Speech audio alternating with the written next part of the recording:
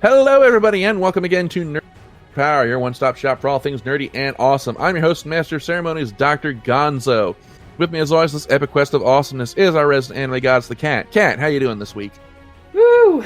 It's kind of a hell week at work, so forgive me if I'm kind of like brain fried, because my brain is fried. Yeah, it's fried. Okay, all right. Enjoying this nice fall weather we're having? I mean, we finally got some. Like 2 weeks ago, it was like 90 degrees outside, and then it snowed. So, I mean, you know, typical. Okay, all right. Didn't get that bad over here. So It literally snowed on Halloween. That's the worst thing. The worst. Oh, now I'm imagining someone building a snowman, but with the head being a pumpkin. Do you want to build a pumpkin? Like, I don't know. It was so cold. It's a little bit nicer now, but like, yeah, it snowed on Halloween after having been 90 degrees just a little bit before then. So, as per usual, we skipped the fall. Yep. I'm enjoying the nice cool weather over here too. Now it's actually weather that I can actually go out. I go outside and not just spontaneously burst into flames. Although I'm really hating the fact that there's a giant ass tree right above that that grows right next to my house, because I don't know if I ever mentioned this, but there's a skylight in the ceiling of my bedroom, and this tree has this one long branch that extends over my bedroom roof. And it's an oak tree, so acorns fall off it, and when they hit that skylight, it sounds like a gunshot. So there's nothing that'll wake you up like having an acorn hit that skylight and having this loud gong go off. So yeah, but anyway, Birdman, how are you doing? Swingity swooty, I'm coming for the booty. I'm good. You never quite know what I'm going to say on this show, do you? No, we don't. That's why we've had to institute a 7-second delay, which, well, at least we would if we actually recorded live. But we don't, so it's live to tape-ish. Anyway, yeah, I'm doing pretty good. Today, I chased my wife around a parking lot in my wheelchair, screaming, "Get over here, Whitey!" Just as you do, as Canadian custom. And because you're part indigenous, you can actually say that. That's right, cracker. So it was a great time. I got several looks from the local community. It was great. All right. Well, we got a fun show for you guys tonight. We were discussing the potential death of physical media and the rise of digital media. So, yeah, that's going to be kind of an interesting discussion. Definitely some things to say about that. But, of course, there's procedure to follow. So we're going to begin, as always, with Ask a Geek. And I'm going to first address a question that we've gotten many copies of over the last week. And that's, no, I'm not going to make Kat tell her Ouija board story. Holy crap. Happening. It's not happening, guys. See how I just threw that little hook out there? And then I'm reeling you in, but I'm not actually going to deliver. It's not happening. So you're going to be like Chris Carter running the X-Files for the last 3 seasons. Yeah, I mean, there is a story, and I teased it, but you're not getting it. She wouldn't even tell us off air. Nope. Something fucked with you hardcore. Oh, yeah. Sure did. All right, but we do have some questions here, and the first one here, let me dig it up again.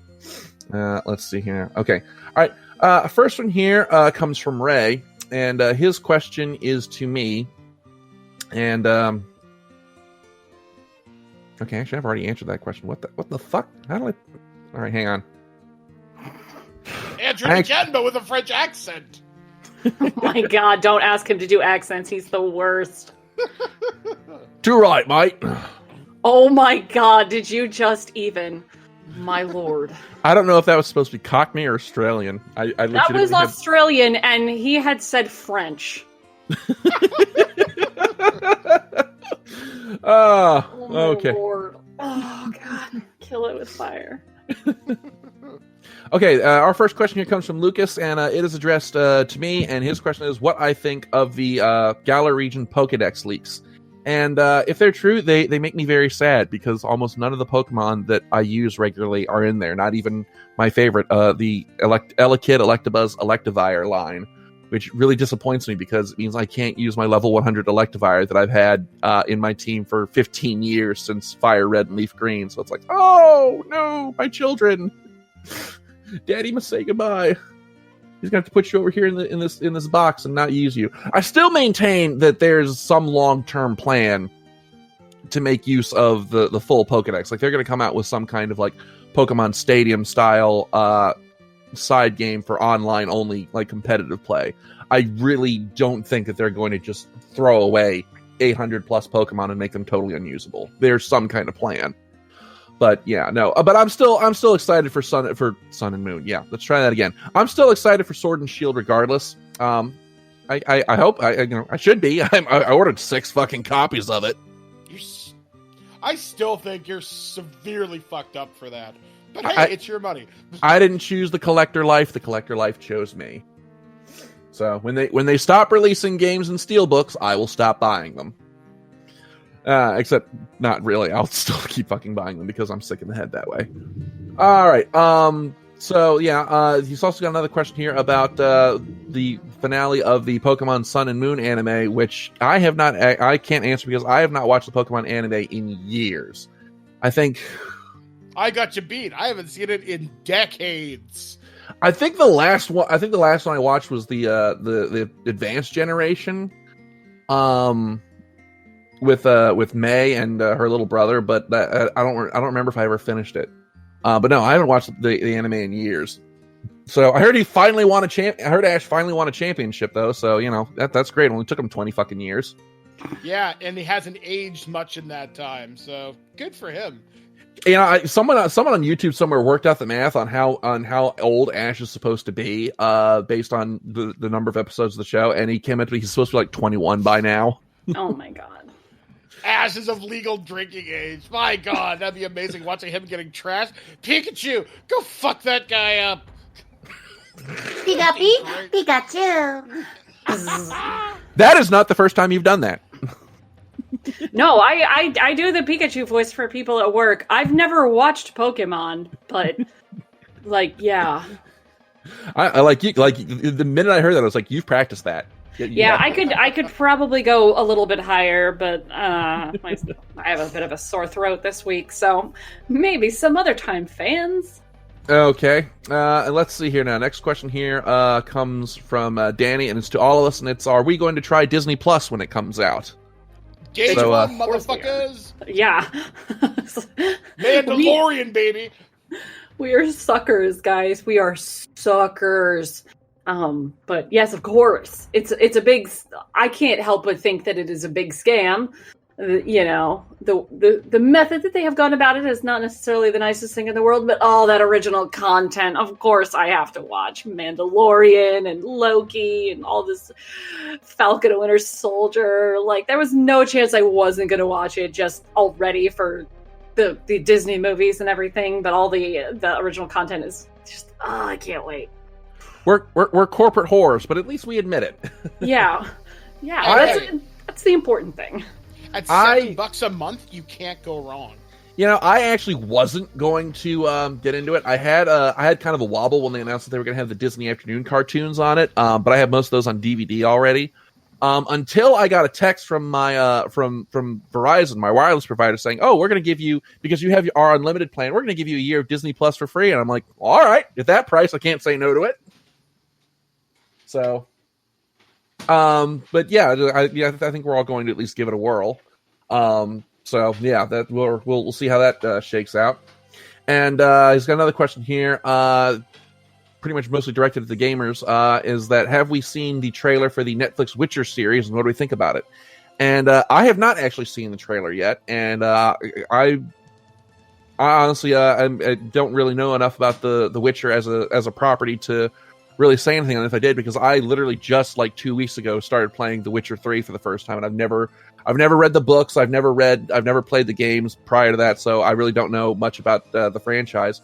So I'll probably give it a shot, to see how it is, because the game has certainly hooked me.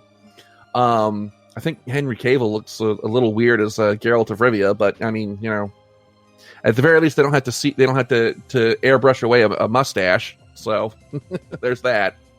I think it looks surprisingly decent. I mean, it's pretty clear Netflix did put some money into this. I haven't played any of the Witcher things either. I've only read the RPG sourcebook from R. Talsorian. So the world of The Witcher is interesting to me. I'm hoping it'll be as cool and as in-depth as Game of Thrones. So I'll give it a shot. Why not? I already have a Netflix subscription anyway, so I need something to fill my fantasy quotient. From what I understand, the Netflix series is actually going to be based closer to the original books. So now I'm kind of interested in picking up the books and reading them. So we'll see. I don't know. Maybe we'll do a show on it in 2020 when it comes out. So we'll see. And let's see here now. Let's see if there's one here for Kat. I don't want her. I've answered a whole bunch of questions here. Let's see if we can spread the love around. Okay, let's see here. Again, trying to find one that's not about the Ouija board story. How many of those did we get? We got like 20 of them. Holy shit. Y'all have problems. Okay, and then we actually got a couple asking about the koala bear story, which is surprising because we've told that one about like 6 times. Yeah, I'll tell the koala bear. The koala bear story is public knowledge. I've spoken on the koala story many times. Look, there's just horror manga you shouldn't read, and some of them involve stuffed koalas. Okay, anyway, putting the train back on the tracks again. Man, we've all got ADD tonight. All right, next question here. This one comes from Eric, and it's to you, Kat, and his question is have you heard of or tried the Otaku box, and what do you think of it? I have never heard of the Otaku box. Is that like a... It's basically an anime loot crate. Yeah, because I don't see that many that are actually like anime themed. I see a lot of like Japanese candy and food themed ones, and I'd much rather do that because my I feel like Loot Crate anime version or this Otaku box, I'd probably end up with a lot of stuff I don't care about. And that's because I am becoming an old person who only cares about shit from 20 years ago. And I'm not necessarily that person, but I'm a little bit that person, you know? And when I did, like, get Loot Crate and get anime stuff, or my friend got anime Loot Crate, and he would give me all of this stuff that he didn't want, and I'd look at it and go, I don't know what any of this is. And then the stuff I did know, it was like, okay, I know what that is, but I don't care. And I feel like because I've already gotten so many Loot Crates over the years that I would just end up with a bunch of shit I don't need. That's right, because you were really deep into the Loot Crate game for a while, weren't you? Yeah, I mean, I really liked it because it was like getting a present every month. And then once they made the Harry Potter Loot Crate, I switched over to that. And then they made a Lord of the Rings one. And it's only supposed to run 3 times this year. And it's all fucked up, just like all of everyone else's Loot Crates are. But I switched from Harry Potter to Lord of the Rings because Lord of the Rings is the best thing in the entire world. And then they fucked up the Loot Crate hard. So I might get my other 2 Loot Crates by the end of the year. Yeah, the only one I subscribe to, and I've actually done videos on this in the past, is the Retro Game Treasure Box, which it sends you like 3 or 4 retro games every month or so. And and most of the games they send me are stuff that I either already have in my collection or don't really care about. But the reason why I hang on to it is because without fail, there's at least one Japanese import game in there, and that's what I'm interested in. How much does that sort of thing cost? Like $20, right?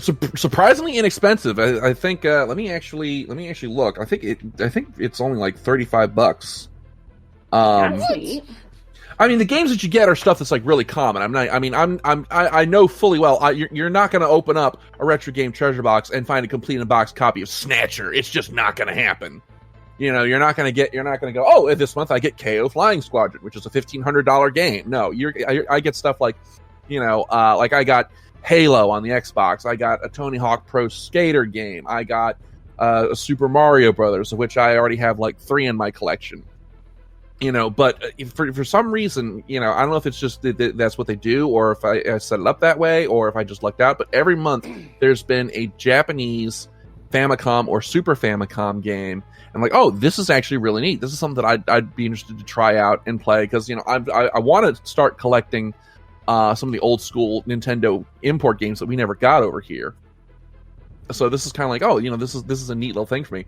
And I've actually, I've actually got a friend who's a little bit jealous of me because he's a huge Dragon Quest fan, and he wants the games that were out on the NES. But Dragon Quest 4, which was released in the States as Dragon Warrior 4, is like $100 game that he just doesn't have the money for. Meanwhile, I got the Japanese version for free through this Loot Crate box.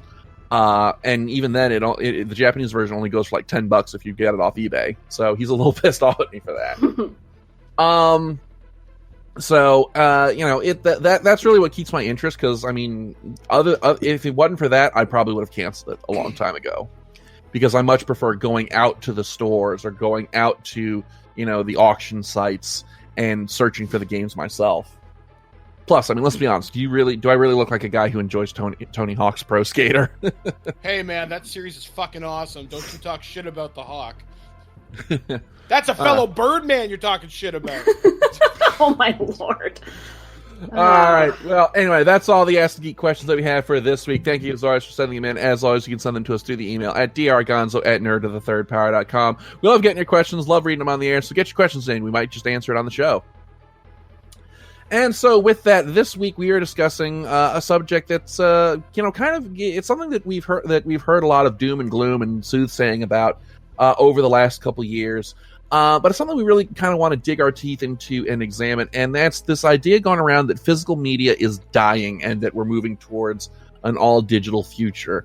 So we just kind of want to examine that and see kind of where the landscape is headed, and kind of see, you know, are we really heading that way? Or is there always going to be a place for physical media? So, Birdman, since you kind of keep a lot of your ear to the ground on this kind of thing a lot, what are your thoughts on this idea of the all digital future? I myself kind of like it, but I can see how it's problematic, especially when it comes to what you own and what you have license to. For example, there was a big to-do a couple years ago where Apple delisted some movies from iTunes. So if you owned them, doesn't matter. They're out of your collection now. Too bad. And that's horseshit to me. But if you own the DVDs, what's like Disney gonna come to your house and say, "Hey, you see that copy of Aladdin? Take it, or take it and give it to me, or I'll break your legs." Yeah. So physical media on one hand is a great thing because digital preservation and preservation in general is very important. Like, I did an interview a couple weeks ago with a director of a horror movie documentary, and we touched upon this very, very briefly, because some movies have only ever had a release on VHS or film.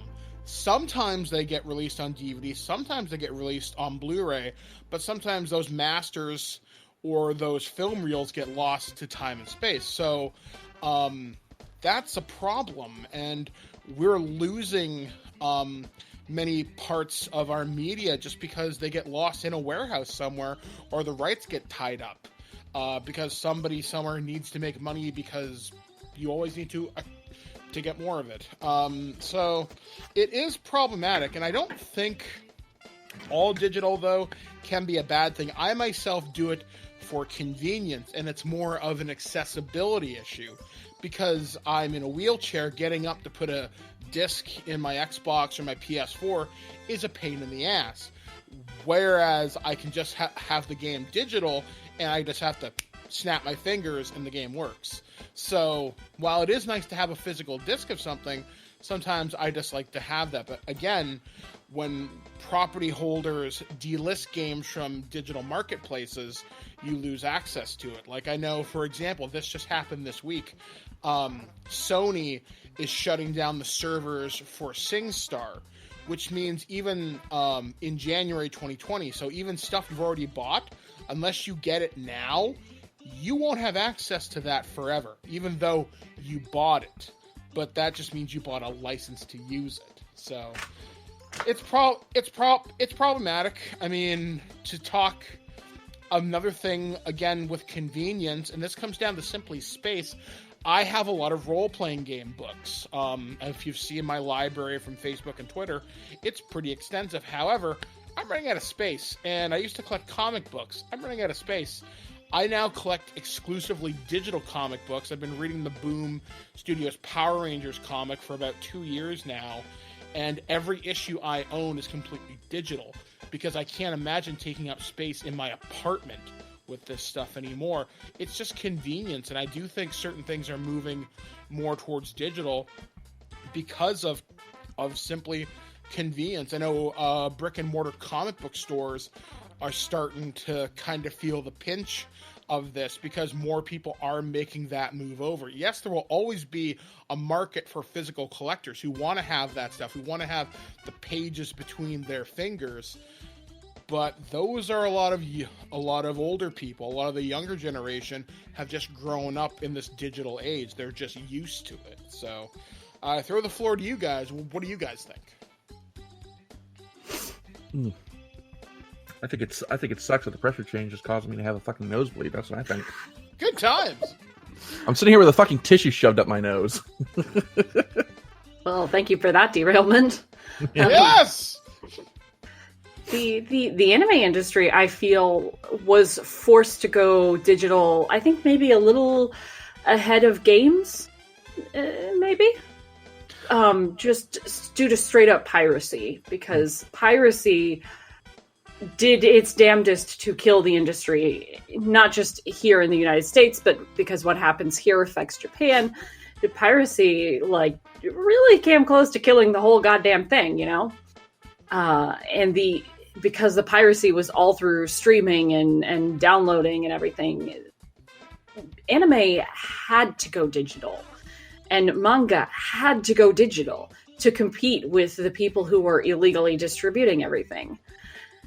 So there was no choice there. Either everything went digital and as free as conceivably possible in order to compete with pirates, or die. And we know that was the choice because so many companies failed at the same time. And it was a hard hit and a hard lesson for everyone to learn. And now there's simul-dubbing and simulcasting and getting everything over as fast as possible. And that's all just to compete with pirates. And it really, really sucks. But it's really nice too, isn't it? It's so nice to just, not have to go to the store and spend $30 on a VHS tape with 3 episodes on it. Where are you going? We're only getting it for $30. It was at Suncoast Video back in the day. It was like $30 for 3 episodes. Subbed, and okay, for whatever reason, it was less if it was dubbed, and that was back in my day when I was a young anime fan. This is how we got our VHS tapes of anime. But it sucked, and now it's great. It is so great. You could get your anime in HD the day after it's released on TV in Japan, and that's insane. That's insane. But I, as a collector, really like having the DVDs and stuff. It's like you said, Birdman, it's not as convenient. I like when I can never leave my couch for any reason at all, even if the reason I leave my couch is just to change out a disc. It's so nice to not have to do that. But on the other hand, kind of like you said, the games might be taken away. Well, it's the same thing with anime. Licenses don't always get renewed. Because the licenses for something like a smaller show might last 5-10 years and then it's gone.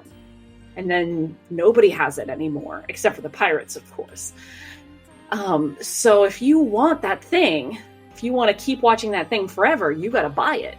You got to buy it on DVD or Blu-ray and keep it and hoard it and never let anyone else borrow it because they'll never give it back. Or if that has been other people's experience besides just mine. One of the things oh, sorry, go ahead, Kat. So yeah, I don't feel like, at least in terms of anime, that the physical media will ever truly die, because there is no guarantee with the licensing that this thing is going to be around forever. But because I think the companies are less inclined to, there's the Aniplexes and the the NIS Americas, the California companies, we'll just say,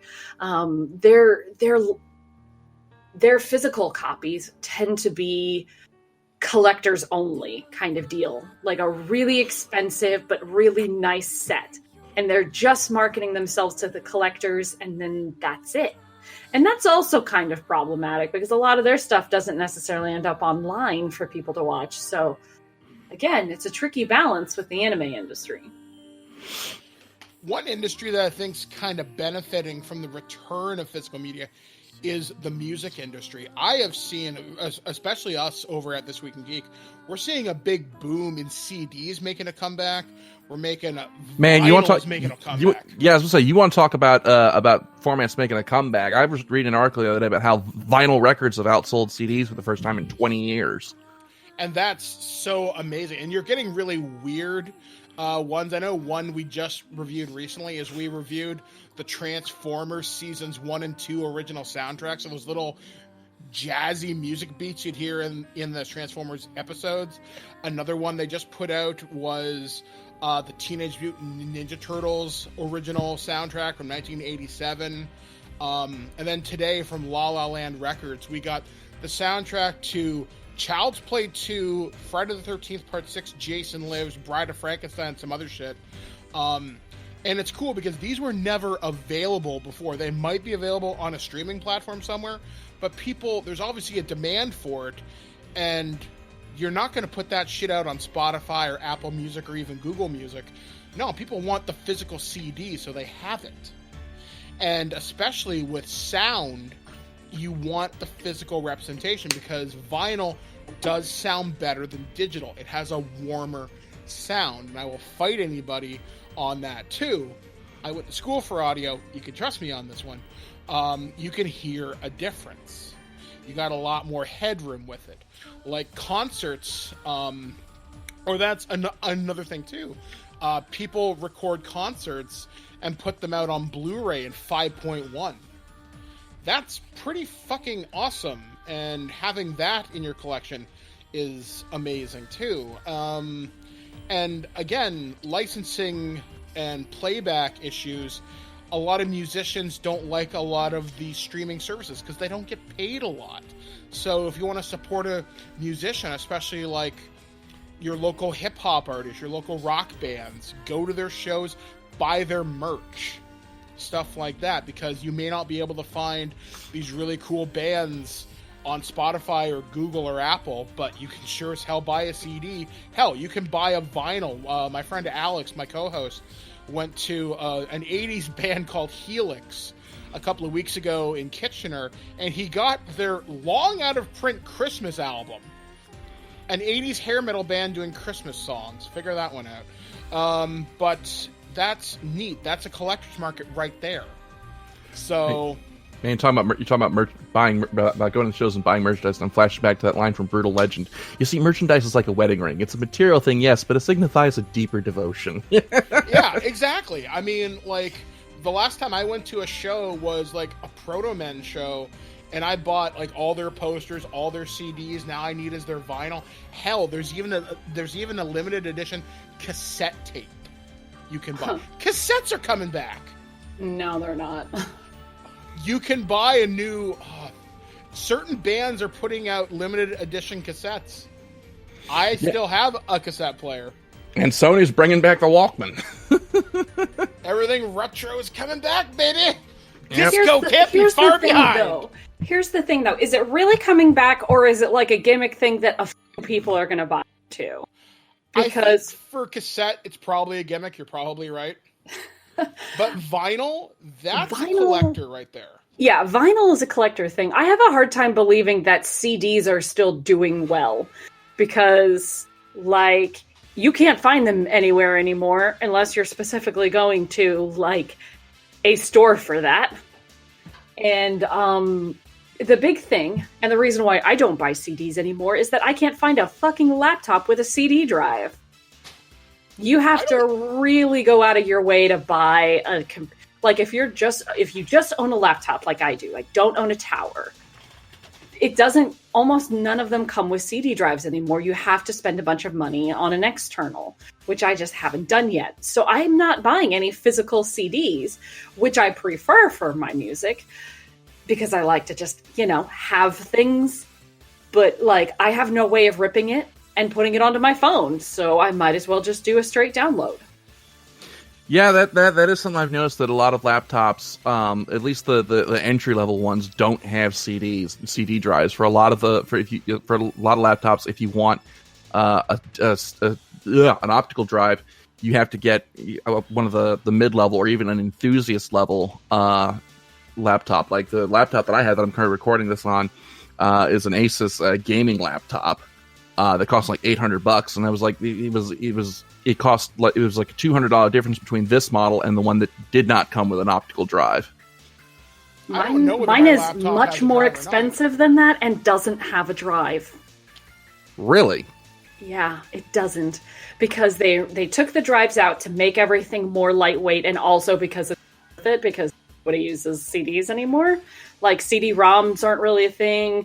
There's not enough people that are getting their programs and like software on CD. So, I mean, even all that's going away for straight up downloads. So yeah, I have a $1,000 laptop that doesn't have a CD drive in it. Interesting. Well, swinging back to games for a moment. I don't know if Birdman mentioned this while I was busy bleeding the fuck out. But there's this kind of minor controversy going on in the game community about companies trying to move towards games as a service and the coming of streaming, like Google Stadia and PlayStation Now. And I kind of have to laugh at that a little bit. Because the thing about especially streaming services like Google Stadia is we've tried them before and they didn't work. There was a service a few years ago called OnLive, yeah, which I actually have one of their consoles. I got it for $20 on Amazon like a year ago. Doesn't do shit because the servers have been down for a couple years now. But the idea was basically you would get this little console that you'd hook up to your television, hook up to the internet, and then the game would stream to your device. The problem with that is you have to consider the state of American internet architecture, which, it's no secret we're far behind the rest of the world in terms of, our internet infrastructure. I think only like 3 states in the U.S. have all-state fiber or something like that. So, the technology, the infrastructure just isn't there. And that's a problem when you consider that the U.S. is one of, if not the biggest market for video games. So, when we did our E3 show this year, and me and Skyblades were talking about Google Stadia, I mean, we were just laughing at it because we're like, we see what you're trying to do, but we also see that there is no, you're trying to build a railway without a rails, is what you're trying to do. You're trying to build a faster train on a non-existent railway. So I don't see physical media, at least for games, dying out for, I'd say, maybe a couple of generations, just because it's going to take about that long for the infrastructure to be there for, good streaming all across the country. And also another thing is, I'm not sure how much impact this has had, but there's also been a rise, like you mentioned with music, of the collector's market. People are starting to get into collecting the physical copies of the games, and you're starting to see companies like Limited Run and Super Rare Games coming out with physical editions of games that were previously only released digitally. Great example, again, like Limited Run Games. I have like 5 or 6 of their games, and they just came out with a physical I don't know how they pulled this off, but they got the license from Netflix to put out a physical release of the Stranger Things 3 video game, which I have not pre-ordered because I didn't much care for that game, but that's a discussion for a different table. But we're seeing this rise of this collector's market in games, and I'm thinking that is at least for now, it's having an influence in how console manufacturers are designing their consoles and affecting how it's affecting their business models. Like, it's not without reason that there's this rumor floating around that the PlayStation 5 is going to be backwards compatible with all previous PlayStation libraries. It's because people want this kind of thing. They want to be able to play these older games on the newer consoles without having to have a bunch of stuff, hooked up to one television. Like, there's a reason why when Microsoft announced that the Xbox One was going to be able to play some OG Xbox games, that the internet fucking exploded. So I think that if physical media does eventually go the way of the dodo and die out completely, I think it's going to go kicking and screaming. I really don't see it disappearing completely, if for no other reason that the collector's market is just too large to just ignore, if that makes any sense. I don't think it'll be several generations. I think you'll see it disappear within at least 2, just because the companies are going to invest the money to make sure that physical releases are very limited, because that's the way they want it to go. And money is going to win out the day. They'll push the consumer towards it. And it's unfortunate to see a lot of these games as a service. Very few companies have done it well. Ubisoft probably being the best example with Rainbow Six Siege, considering how well that game has been supported over the years. But they've had a bad year, especially with Ghost Recon Breakpoint this year. Google Stadia, I think they've got the infrastructure to do it now. We'll see. I do have knowledge. They may have it in Canada, but it's not here in the U.S. There are huge. Just for reference, there are huge swaths of the United States where the best internet you can get is dial-up. I think we'll see how this all works out. I do have some knowledge of how it's going to work, but I'm optimistic. But it depends on how many people buy into it. I think the idea of having a console experience, literally all you have to do is have a good internet connection and a Chromecast Ultra, for example, is fantastic, and you can play across any screen. That's cool. But again, buying the game, but you have to buy the service too. But then again, that's no different than having Xbox Live or like PlayStation. So I don't know. I guess there will always be a market for it, but I think the bigger companies are trying to push a lot of people out of it because they want to control it. And at the end of the day, shit talks money. Or how does that old saying go? Money talks and bullshit walks. And they're going to try and make that a reality. And hopefully the consumer base will revolt again, so we don't see a lot of things get delisted. And hopefully we won't just buy a game case and here's a download code. Because, man, I remember years ago they offered you could go into GameStop and you could buy Marvel vs. Capcom 2. And inside it was just a game case. You got a game case, but inside was a DLC code. Man, fuck you. Man, I can do you one better. The PC version of Metal Gear Solid 5, The Phantom Pain, literally the only thing that was on the install disc with the physical PC release was a Steam installer.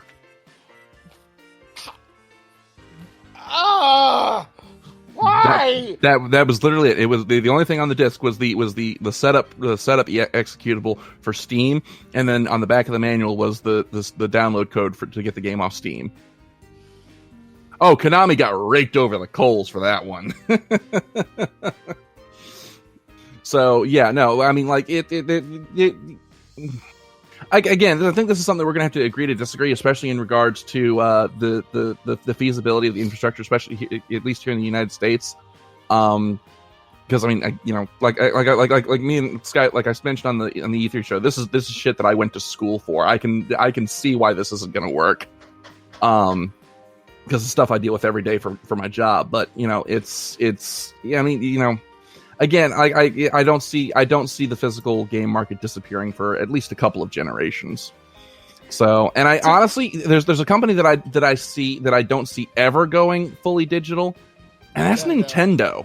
Yeah, they will never go fully digital. Yeah, I don't, because look, say what you will about their missteps with like the Wii U, or how they're kind of flip-flopping on how they treat people using their game footage on YouTube, but they've by and large been very much about putting the consumer first and making things what's the word I'm looking for, more friendly towards the end user, and I don't see them ever going fully digital because they understand that they have this massive library of games that people want to be able to play for years on end. That's how they don't make their games, with the Call of Duty style. Okay, this is the game that we're going to put out, and this is what they're going to play for a year, and then we're going to come out with another one. No, they make their games to be played for years and years, and to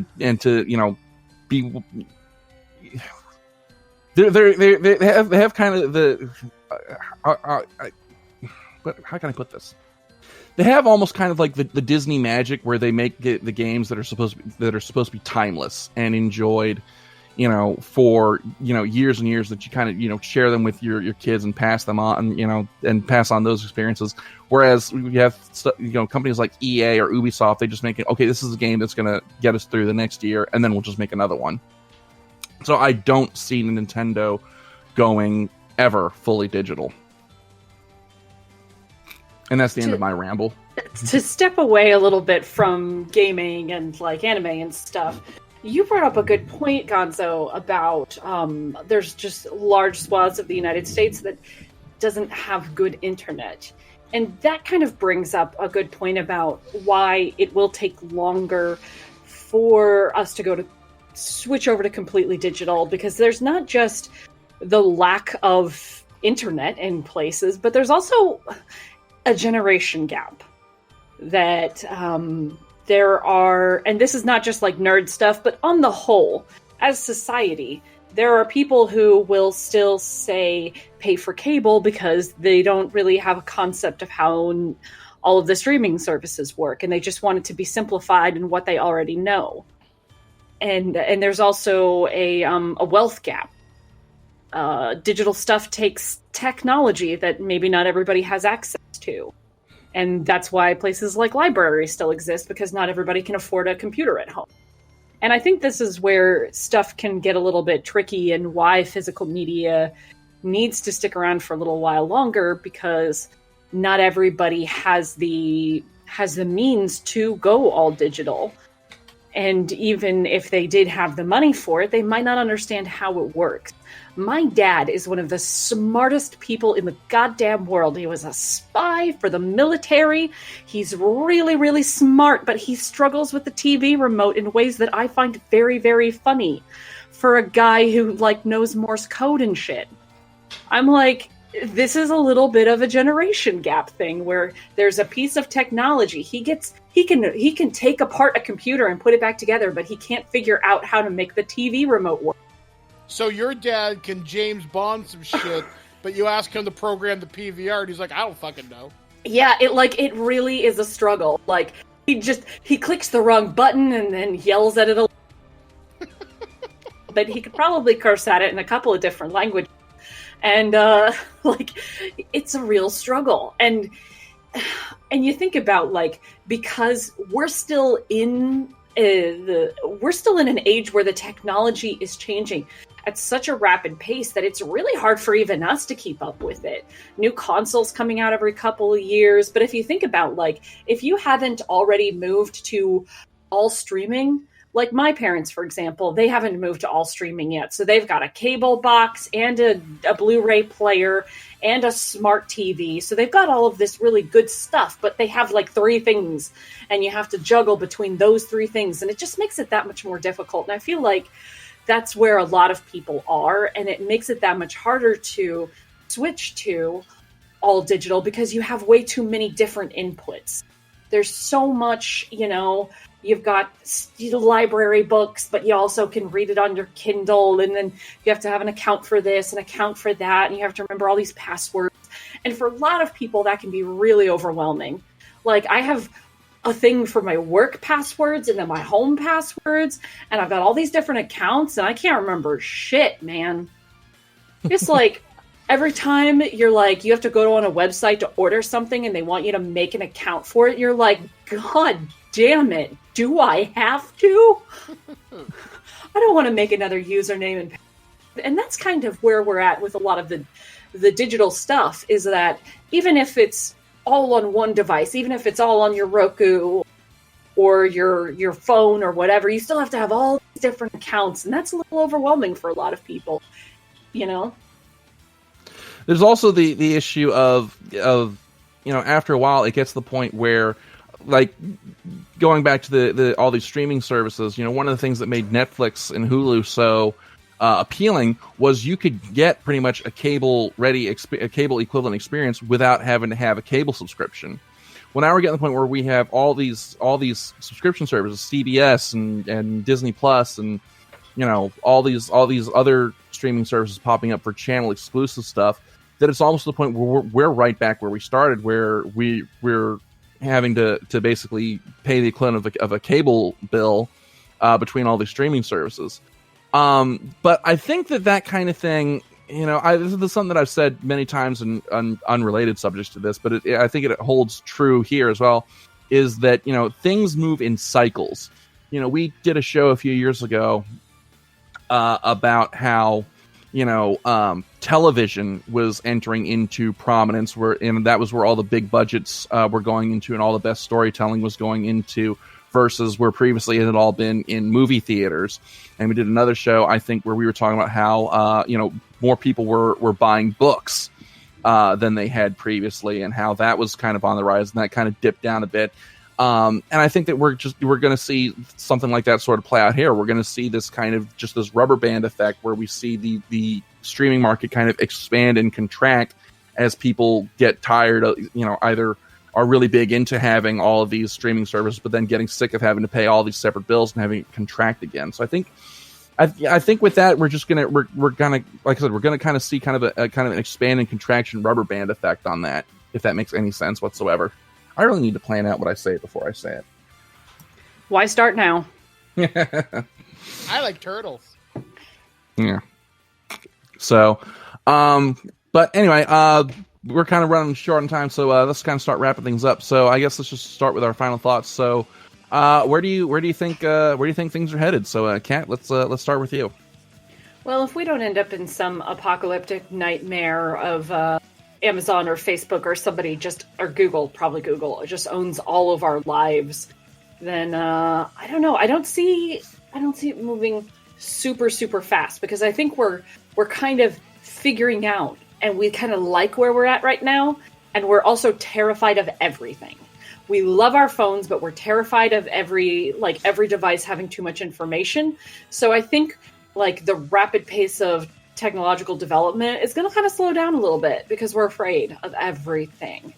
And that is going to stymie some of the everything's going digital. I don't think we can go there as fast as Apple thinks we're going to go there. I think a lot of companies want that Star Trek future. They want us to just all have the same thing, and everybody's equal, and it all seems really cool and technological and futuristic, but I don't think we're going to get there that fast. Maybe 2 generations or so. I don't know, but I think there is a possibility for it, but I think we're just going to be stymied by inequality and fear and all of the other things that inhibit development are just going to keep cropping up. We haven't even gone into laws yet about internet speeds and stuff like that. That is all also going to play a huge part in how fast we move to all digital, because if we don't control stuff like that and not have it all corporately controlled, that is going to make a big difference. Come back, Teddy Roosevelt, we need you. Almost nobody's going to get that except for the American history nerds in the audience, and they're all cheering. So that was for you guys. Okay, Birdman, what about you? Well, I think people like Jeff Bezos, the Zuck, aka Reptile Boy, Tim Cook, all the big digital gurus, they're going to push for this. All the game companies are going to push for it. I think it's going to come sooner than you guys think, and it's going to suck. Again, for me, I like accessibility, I like ease of use, but Kat did bring up a fabulous point. There is that generational gap to consider, and then the laws have to catch up with it, because your country is full of stupid people in positions of power who don't understand half of what their staff tells them when it comes to technology. So this will be interesting. And that's all we'll say about that. Yeah, so good times. It's going to be an interesting little while, as there's going to be definitely some kind of an adjustment period. So all hail the digital overlords and digital rights management. Well, I'm kind of like I said, I'm maybe this is me being optimist, but I don't see physical media dying away completely, if for no other reason than like we've said a number of times, that collector's market is just too large to just throw away. It's just it's just too big a chunk of the revenue stream to just disregard completely. But anyway, that's my 2 cents. So yeah, what about you guys? What do you think of the future of physical media and an all digital future? Drop your thoughts in the comments, and yeah, we will we'll let's see what you guys think of where we're going. And with that is all the time that we have for Nerd to the Third Power this week. Thank you as always for tuning in. As always, damn, I'm really getting tongue tied tonight. And with that's all the time that we have for Nerd to the Third Power this week. Thank you as always for tuning in. We will see you guys in 2 weeks. As always, I'm Dr. Gonzo. I'm the cat. I'm somehow my god. We'll see you guys in 2 weeks. Taka, play us out.